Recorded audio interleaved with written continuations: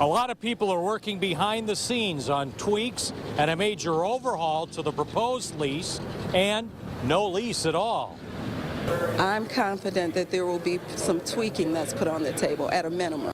The signed and for now tentative lease would be for 30 years. Detroit would still own Belle Isle, but it would become a state park. People who drive onto the island would have to pay an $11 a year annual park pass, good at all state parks. The emergency manager says his deal would save the city $6 million a year in maintenance costs, or $180 million over the 30 years. And the state would pump in $10 to $20 million in the first 3 years in needed maintenance.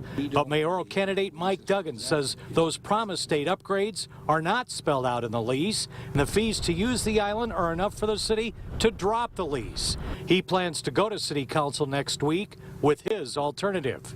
And so the state lease is on the table.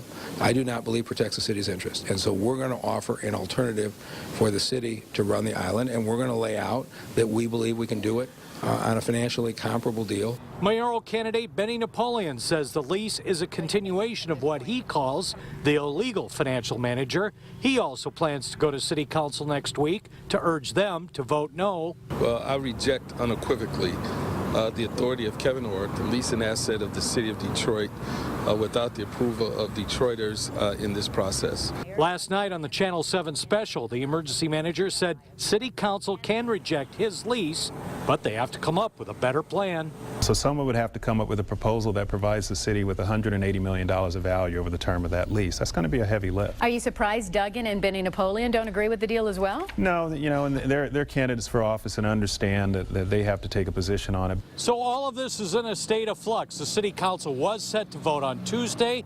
They could move it to Wednesday. Stay tuned.